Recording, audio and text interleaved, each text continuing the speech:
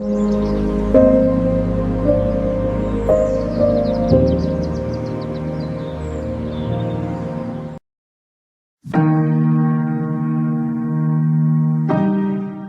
여리고에서 떠나갈 때에 큰 무리가 예수를 따르더라.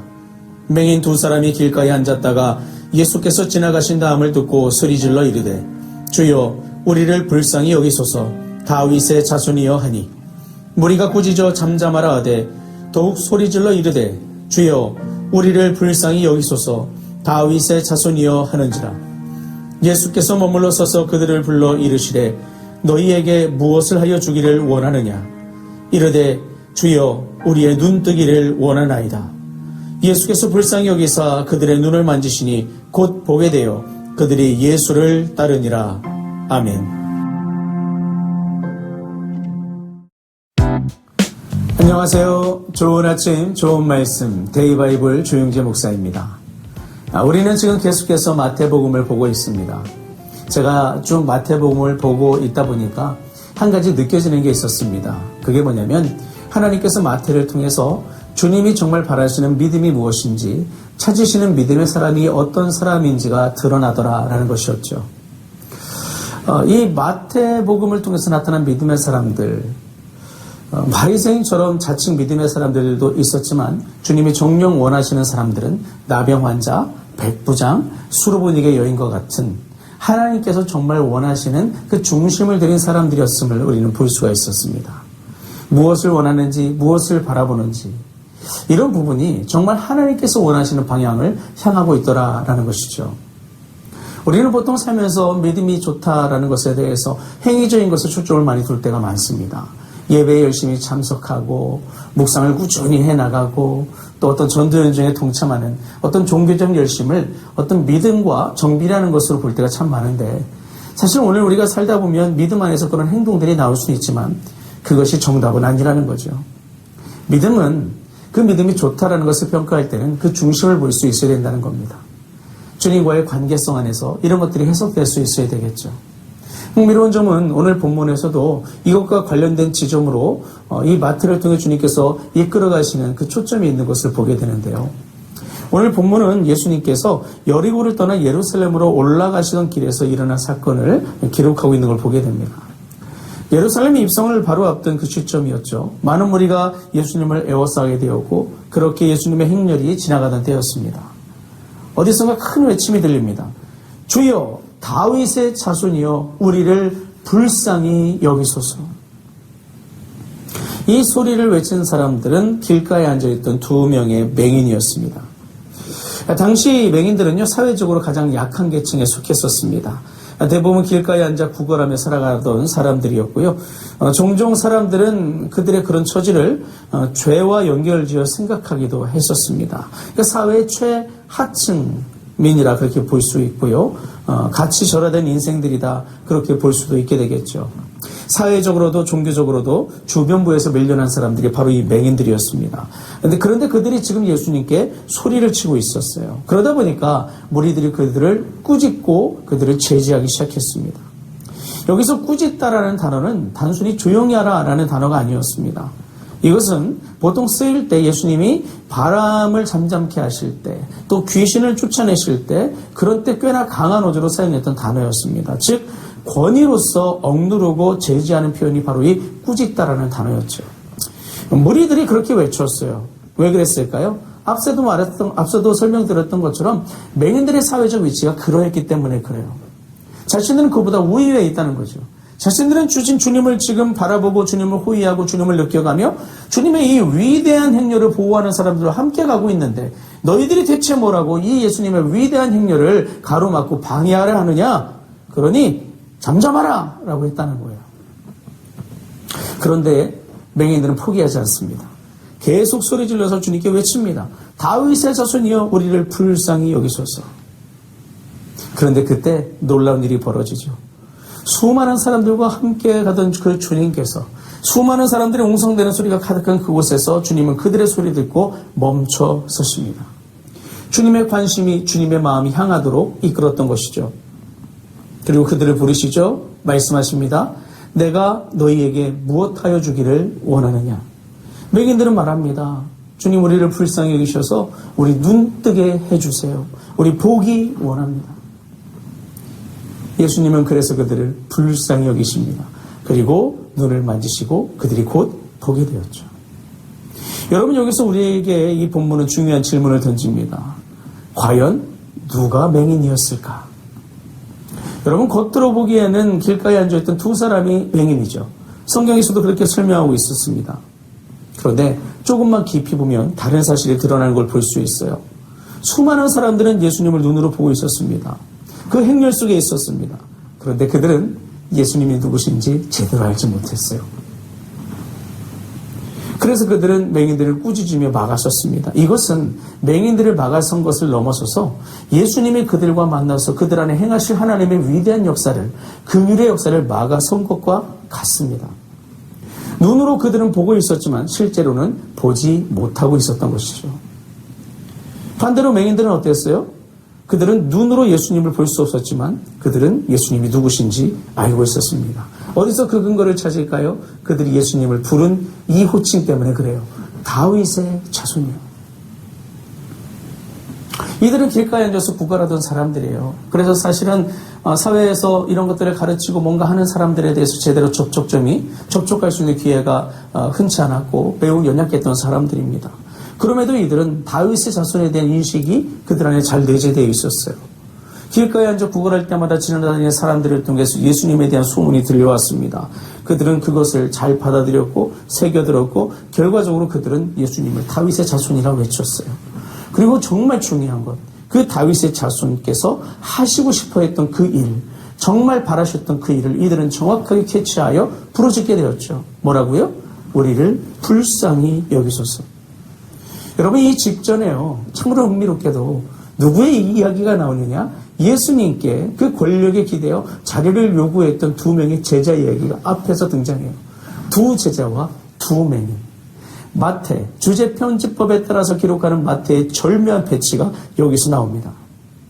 두 제자는 자리, 권력을 요구했어요. 그런데 두 맹인은 뭘 구해요? 자비를 구했어요. 긍휼을 구했어요.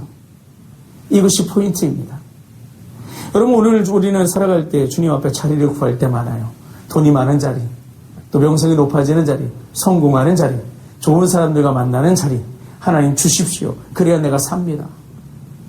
근데 이 맹인들은 뭘 구했어요? 자비를 구했어요. 먼저 하나님께 눈뜨게 해주세요라고 외치지 않았어요. 주님이 관심을 가지고 그들을 불쌍히 여기셔서 그들의 소리를 들어주시길 원했어요.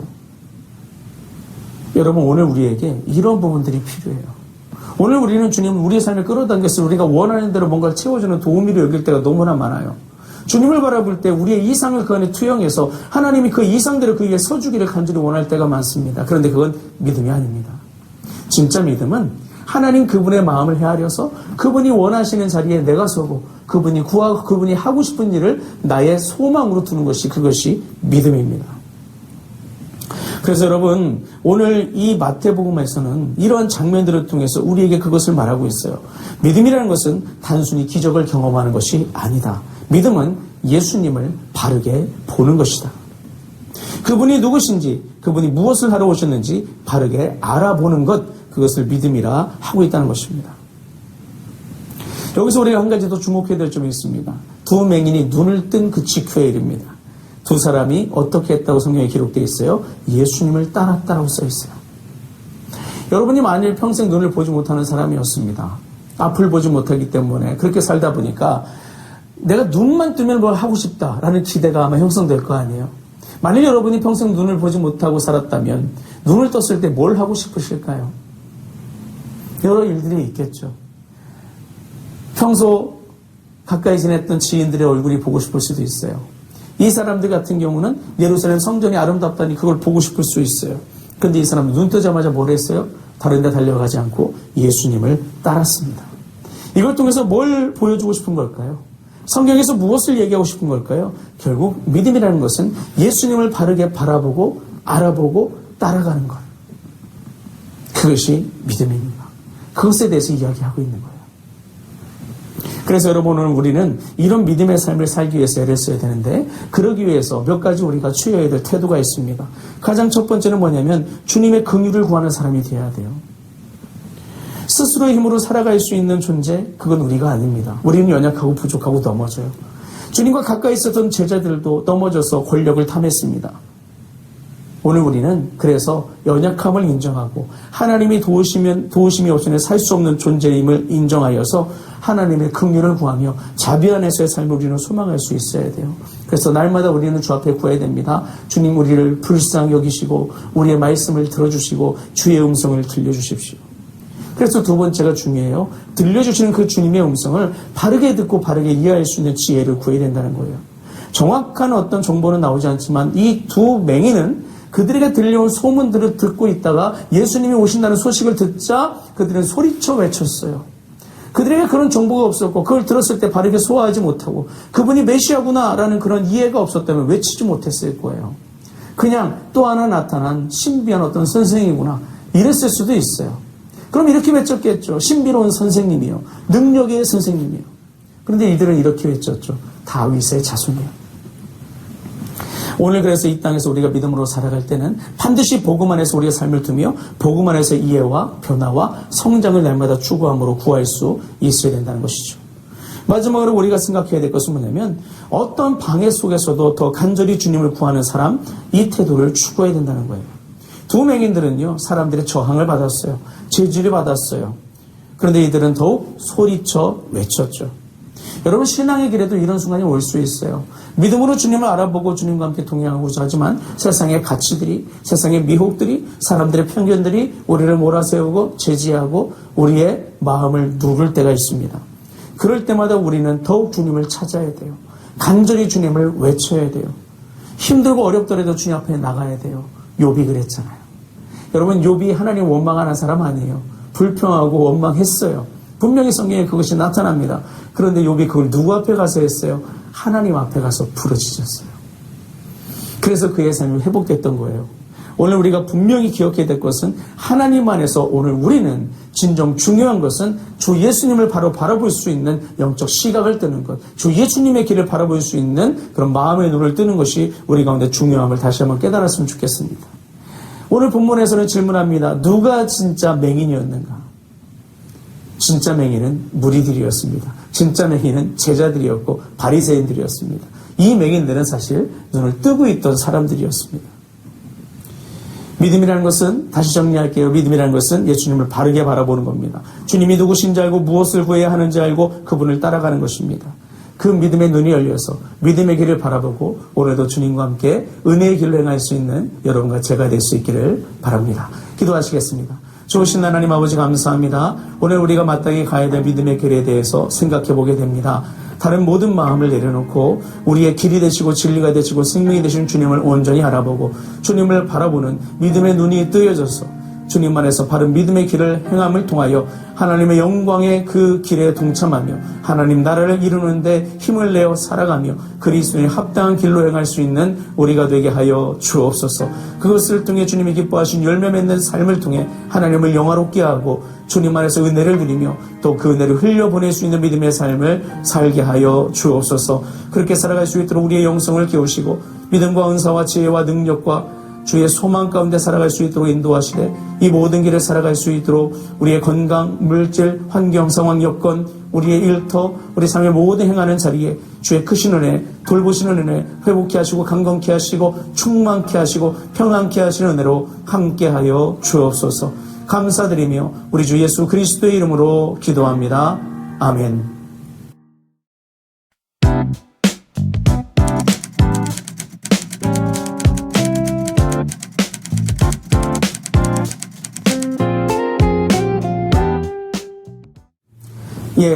오늘도 우리 주님 안에서 은혜의 길로 행하시는 여러분과 제가 될 수 있기를 주님의 이름으로 축원합니다.